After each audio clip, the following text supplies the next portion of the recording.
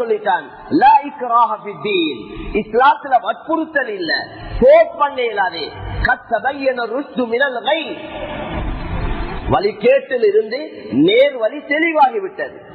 இது நல்லது, இது கெட்டது, இந்த தெளிவை தான் கொடுக்கலும், இதுதான் உண்மை, இதுதான் நேரான வழி என்ற விளக்கத்தை சொல்லுமே ஒழிய வற்புறுத்தி ஹிதாயத்தை இஸ்லாத்தை ஏற்றுக்கோங்க என்று யாருக்கும் சொல்ல எங்களுக்கு அனுமதி இல்லை. குர்ஆன் சொல்லுதே அதுக்கு அனுமதி இல்லை.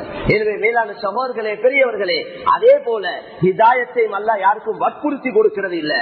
யாருக்கு தேவை இருக்குதோ, யாருக்கு ஆசை இருக்குதோ, அல்லாஹ் அவருக்கு தான் அவருடைய வாழ்க்கையில மாற்றங்கள் உண்டாக்குவான், அவரை திருத்துவான், அவர் அல்லாஹ் நல்லவனாக ஆக்குவான், அவருக்கு அல்லாஹ் ஹிதாயத்தை கொடுப்பான்.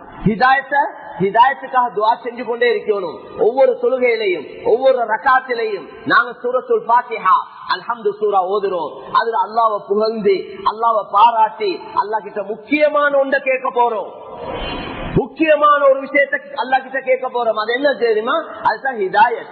இஹ்தினஸ் ஸிராத்தல் முஸ்தகீம், யா அல்லாஹ் எனக்கு நேரான வழியை காட்டித்தா, நேரான வழியை காட்டித்தா. ஸிராத்தல்லதீன அன்அம்த அலைஹிம், யாருக்கு நீ அருள் புரிந்தாயோ, கிருபை செய்தாயோ, அவுலியாக்கள், நாதாக்கள், சஹாபாக்கள், ஷஹதாக்கள், நல்லடியார்கள், அவங்களுக்கு காட்டின வழிய எனக்கு காட்டித்தாயா அல்லாஹ். கைரில் மக்தூபி அலைஹிம், உன்னுடைய கோபத்துக்கு ஆளாவினாங்களே யஹூதிகள், அவர்களுடைய வழியை எனக்கு காட்டினார். வழிகெட்டு போனார்களே கிறிஸ்தவர்கள், அவங்களோட வழியை எனக்கு காட்டினாரு. எனக்கு நேரான வழியை காட்டு, எனக்கு நபிமார்கள், ஷஹதாக்கள், சாலிஹீன்களுடைய வழியை காட்டிட்டா. இதை கேட்டுக்கொண்டே இருக்கிறோம், ஓதிக்கொண்டே இருக்கிறோம். கருத்தை விளங்கியும் ஓதுறாங்க, விளங்காமலும் ஓதுறாங்க, அந்த சிந்தனையோடையும் ஓதுறாங்க, சிந்தனை இல்லாமலும் ஓதுறாங்க. எப்படியோ கேட்டுக்கொண்டு தான் இருக்கிறோம். வெறும் கேட்டு போதாதே, முயற்சியும் செய்யணும். துனியாட விஷயத்துல நல்லா விளங்கி கொண்டிருக்கிறோம். சும்மா தொழுது இருந்து திக்ர் செஞ்சு இருந்து சரி வராது. முயற்சி செய்யணும். நாங்க ஒரு பிசினஸ் பண்ணணும், ஒரு வியாபாரம் செய்யணும், ஒரு முயற்சியில ஈடுபடணும். கூரையை உடைச்சு கொண்டு வராது. அதெல்லாம் துனியாட விஷயத்துல சொல்றோம். தீண்ட விஷயத்துல அப்ப முயற்சி தேவையில்லையா? நேரடியா அல்லாஹ் வந்து அப்படியே தருவானா, இதாக வச்சுக்கோங்க சொல்லி? ஹிதாயத்துக்கு முயற்சி தேவை. ஒருவர் நல்லவராக முயற்சி தேவை. முயற்சி இல்லாம கொடுக்கிற இல்ல அல்லாஹ். கல்யாணம் முடிக்காம ஆம்பளை புள்ள கிடைக்கணும் என்று துவா செஞ்சு சரி வருமா? ஒருவர் வந்து அஷ்ரப் அலி தானவி ரஹ்மத்துல்லாஹி அலைஹி, ஒரு பெரிய மனிதர், அவர்கிட்ட வந்து சொன்னாரா, எனக்கு மௌலானா துவா செய்யுங்க ஆம்பளை புள்ள கிடைக்க.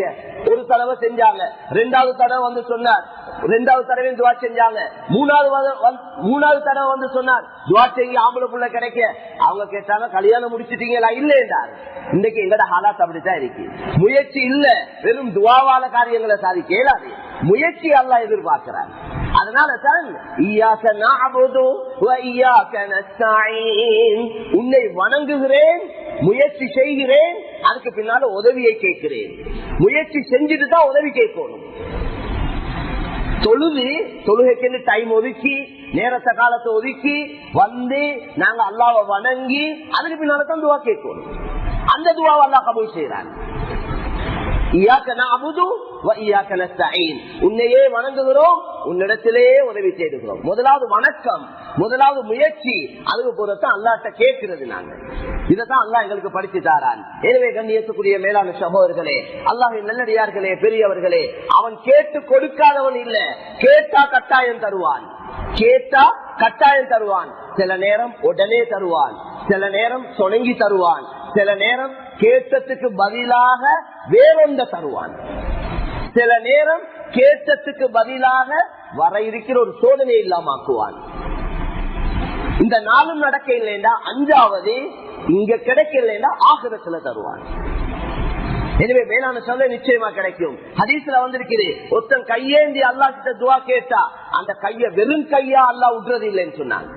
அல்லாஹ் கொடுப்பான். எங்களுக்கு எதுல நலவு இருக்கோ தெரியா, நான் துவா கேட்கிறேன், யாரெல்லாம் என்னைய பணக்காரனாக்கு, என்னையோ கோடீஸ்வரனாக்கு, என்னைய மல்டி மில்லியனர் ஆக்கு என்று துவா கேட்கிறோம்.